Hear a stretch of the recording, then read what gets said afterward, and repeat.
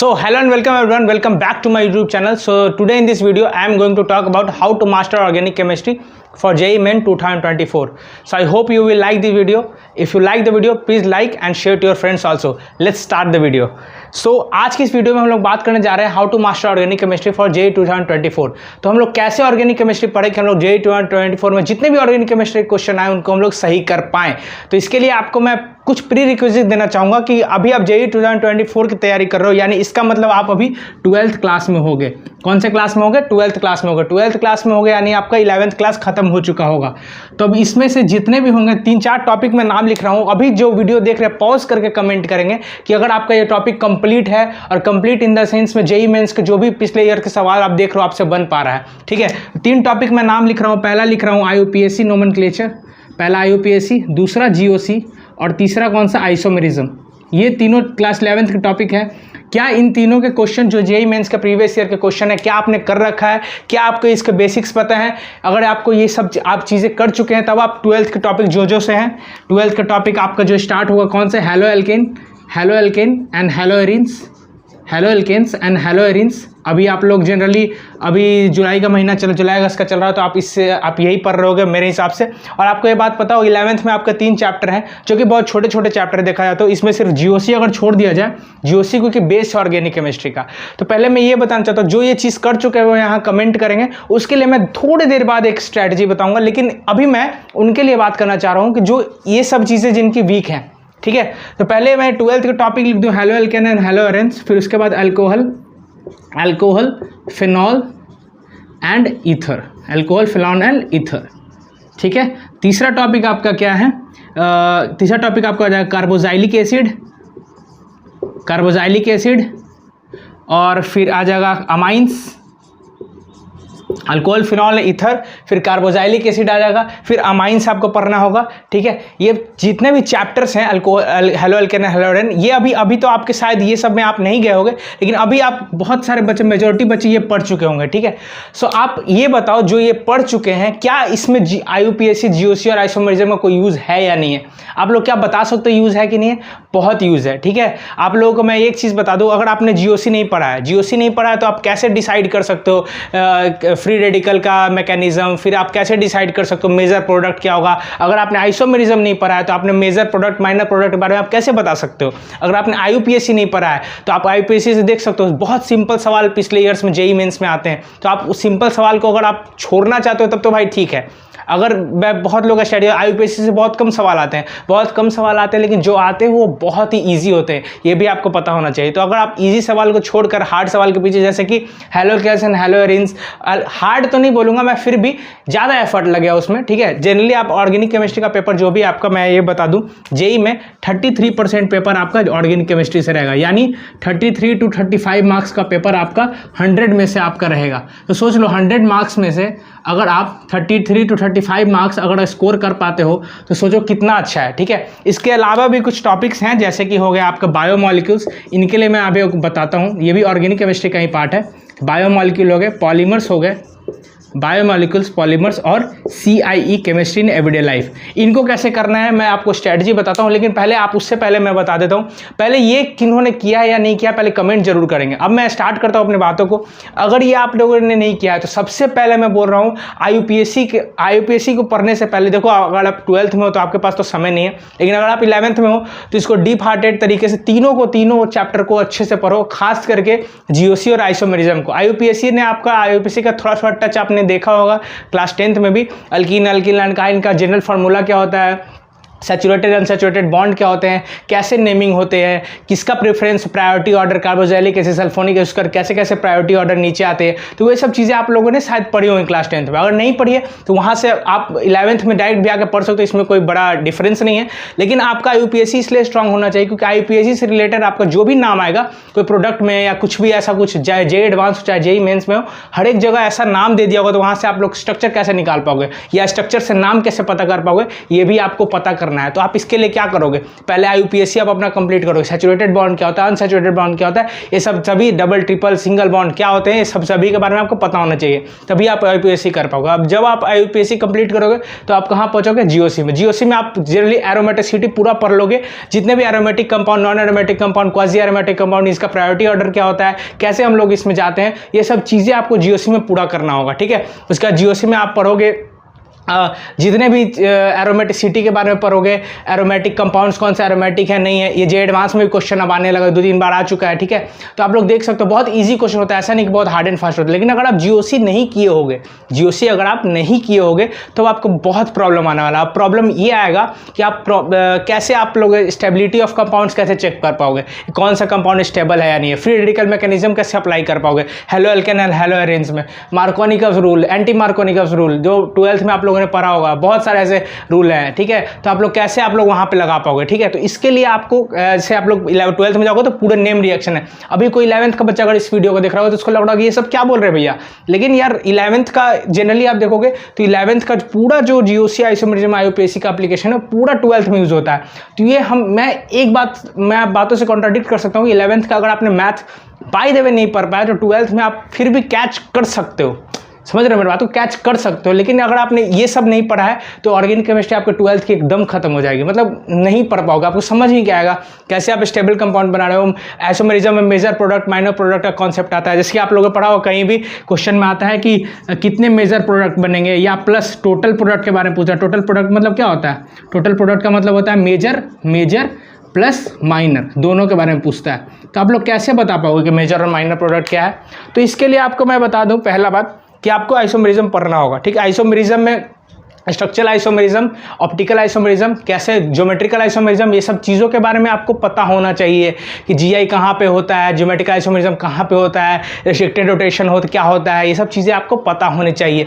Axis of symmetry पता होनी चाहिए, कौन सी सिमेट्री कैसे होती है, क्या होती है नहीं होती है, ये सब चीज़ें आपको पता होनी चाहिए। अगर आपको पता नहीं है तो आप आइसोमेरिज्म को आपको पढ़ना पड़ेगा, ठीक है। अगर आप मैं चीज़ें बोल रहा हूँ और आपको ये लग रहा है कि यार मैंने ये सब तो पढ़ा नहीं है, तो आपको ये जाके जरूर से पढ़ना होगा, ठीक है। और ऐसा मैं क्यों कह रहा हूँ, इसके लिए मैं आपको एक सिंपल सा एक चीज़ बोलूँगा। केमिस्ट्री का पेपर आप पिछले साल में देखोगे, मतलब रिलेटिवली मैं बोलूँगा तो रिलेटिवली केमिस्ट्री का पेपर इजी आ रहा है JEE मेंस में।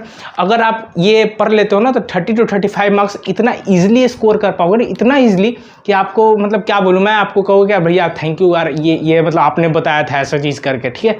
तो इसलिए मैं बता रहा हूँ अगर ये चीज़ आप 11th में हो तो कर लो, अगर 12th में अभी तक नहीं किया है तो कहीं वन शॉट देख लो, इसको पढ़ लो, इसके नोट्स पढ़ लो। कम से कम भाई GOC का बेस आपका, GOC तक का बेस आपका क्लियर होना चाहिए, तभी आप ऑर्गेनिक केमिस्ट्री समझ पाओगे।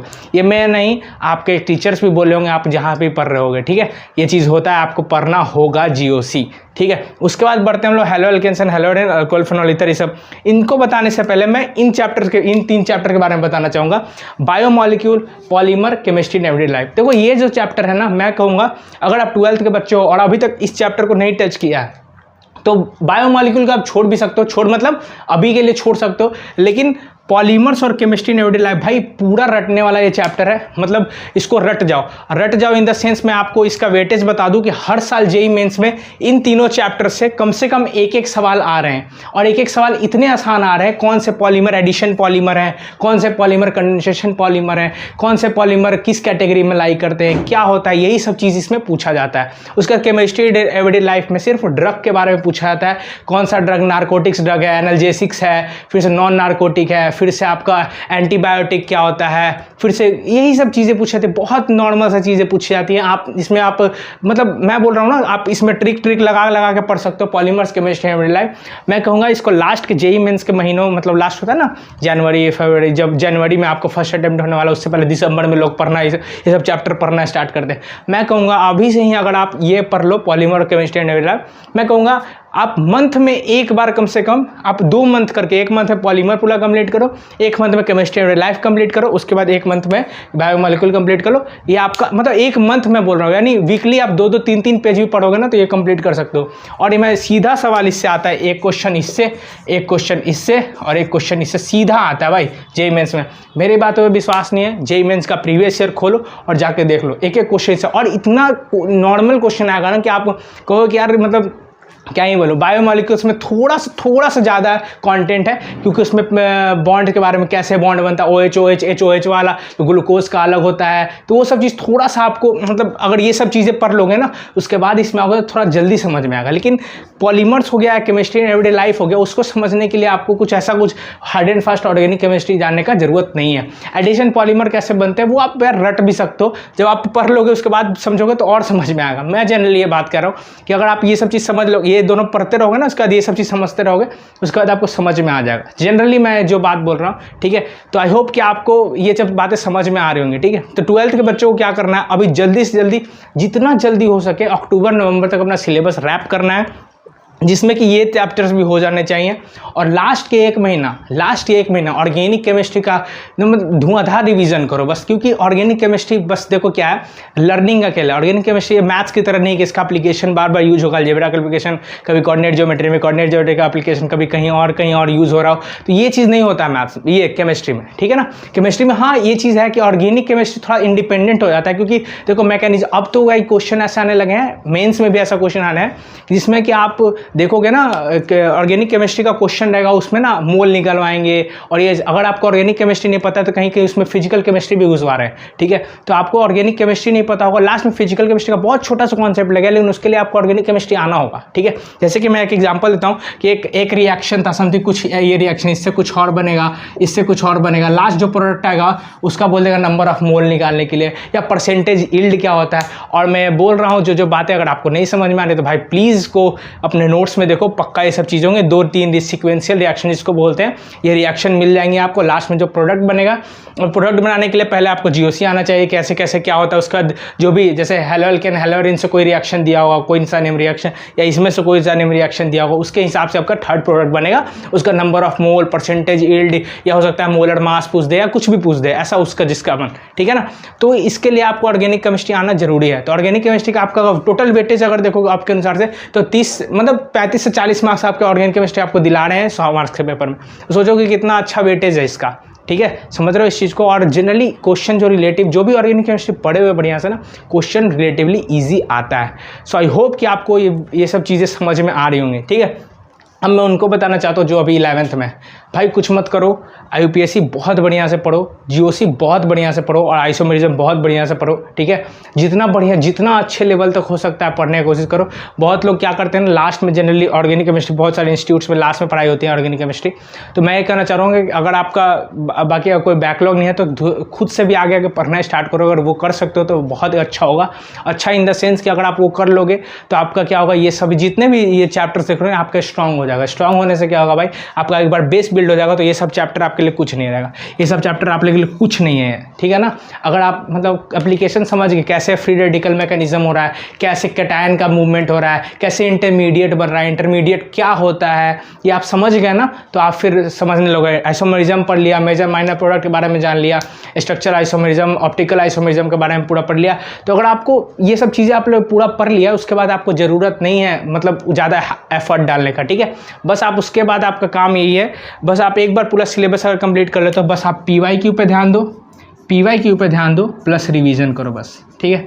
और इसके बाद अगर नहीं होता तो आप यहीं कमेंट सेक्शन में लिख के चल जाना, भैया आपने गलत बताया, ठीक है। रिवीजन और PYQ दो ही चीज़ है। मंत्रा फॉर JEE मेंस में अगर आपको ऑर्गेनिक में फुल बाय फुल स्कोर करना है तो आपको ये चीज़ करना होगा, ठीक है। मास्टर ऑर्गेनिक केमिस्ट्री का टाइटल मैं इसलिए दिया हूँ क्योंकि अगर आप ये चीज़ कर लेते हो तो आप हो ही नहीं सकता कि आप ऑर्गेनिक, ये देखो यार जनरली 3 टॉपिक है, यहाँ थोड़ा लंबा खिंच जाता है ऑर्गेनिक। और आपने ये गौर किया होगा 11th में जनरली फिजिकल का वेटेज ज़्यादा है और एनी का वेटेज कम है। आप लोगों ने ये चीज़, आपने स्कूल एग्जाम्स वगैरह दिए होंगे, अगर कोई 12th वाले दिए होंगे तो आप ये चीज़ गौर कर सकते हो। लेकिन ये 12th में डिफरेंट होता है। आप अगर मिड पेपर, प्री मिड जिसका होता है CBSE बोर्ड से होगा जो भी, तो देखे होगा इसमें कि जो भी पेपर होते हैं बीच बीच में, उनमें क्या होता है ना, ये जनरली ऑर्गेनिक केमिस्ट्री का वेटेज हमेशा ज़्यादा होता है शुरू से लेकर अंत तक। तो आप उसमें कुछ कर नहीं सकते हो, ठीक है। एक चैप्टर फिजिकल का रहेगा, 2 चैप्टर ऑर्गेनिक का रहेगा, तो ये होता है, ठीक है। और मैं बार बार कह रहा हूँ इन तीनों चैप्टर को मत एलिमिनेट करना। पॉलीमर और chemistry in everyday life direct रटने वाला है मेरे भाई। अगर आप रट लोगे, और इससे भी क्वेश्चंस पहले 2-3 साल पहले तक आसान पूछे जाते थे, लेकिन पिछले सालों से ये इसमें भी क्वेश्चन हार्ड आने लगा। हार्ड इन द सेंस में इसमें आपको हाइब्रिडाइजेशन का नॉलेज होना चाहिए। अब देखो एक चीज़ और मैं बताना चाहूँगा, IUPAC पढ़ने से पहले आप थोड़ा सा अगर पीरियोडिक टेबल के बारे में आप पढ़ चुके हो तो आपको थोड़ा एज है, क्योंकि हर एक एलिमेंट का नेम, हर एक एलिमेंट का सिंबल अगर आपको पता होगा तो आपके लिए बहुत बढ़िया रहेगा। समझ में आया ना? तो अगर आप पॉलीमर और केमिस्ट्री एवरीडे लाइफ कर लेते हो तो वेल एंड गुड है। अगर नहीं करोगे तो यही बात मेरे बाद में याद आएगी जहाँ पे आपको लगे कि यार बहुत लेट हो चुका। ठीक है, आई होप कि आपको ये सब चीज़ें समझ में आ रही होंगी, और जितना जल्दी हो सके, जितना सिलेबस खत्म करने का इतना नहीं, कुछ भी हड़बड़ा के पढ़ के ख़त्म कर दिए। इम्तिहान लेकर अपना आराम से अपने आप को चेक करते हुए टेस्ट हमेशा देना। ऑर्गेनिक केमिस्ट्री हो पे ज़्यादा, मतलब मैं बोलूँगा कि अगर टेस्ट में कुछ गलती हो रही है ना ऑर्गेनिक में, तो उस पर ज़्यादा फोकस करना कि कहाँ गलती हो रहा है, कैसे गलती हो रहा है। ठीक है ना? क्योंकि देखो मैथ्स वाले चीज़ें होती है वो सिर्फ मैथ्स में क्या होते हैं, सिर्फ आप प्रैक्टिस करते हो, प्रैक्टिस से वो आप हो सकते हो। इसमें क्या ना, प्रैक्टिस प्लस लर्निंग भी चाहिए। ठीक है, तो प्रैक्टिस लर्निंग मतलब आप रिवीजन करते रहो, हर टेस्ट में क्या गलती हुआ उसको लेकर उसका एनालिसिस करके। बहुत लास्ट में क्या होता है ना, बच्चे बोर्ड्स में जो 12th वाले होंगे, ड्रॉपर का तो भाई उनको पता है, ड्रॉपर वाले बच्चों को कुछ बताने की ज़रूरत नहीं, उनको पता है कि ये क्या है। बस उनको मैं ये बोल रहा हूँ कि सिलेबस जल्दी से रैप करो, PYQ लगाओ, रिवीजन करो, भाई आपका सिलेक्शन आपके हाथ में है। ठीक है, आई होप कि आपको अच्छा लगा होगा वीडियो। अगर आपको वीडियो अच्छा लगा हो लाइक शेयर जरूर करना, और भी बहुत इंटरेस्टिंग चीज़ आने वाली है चैनल पर। आपको लग रहा होगा इतने दिन से भैया कहाँ बिजी हैं, क्या कर रहे हैं, वीडियो क्यों नहीं डाल रहे हैं, तो इसके पीछे कुछ रीज़न है, कुछ चीज़ें आने वाली हैं। ठीक है, आई होप कि आपको वो भी अच्छा लगेगा। ठीक है, सो आई होप कि आपको ये वीडियो अच्छा लगा होगा। ठीक है, अगर और कुछ भी चाहिए तो कमेंट करके आप बता सकते हो, नेक्स्ट वीडियो में मैं उसको डिस्कस कर दूंगा। Best of luck.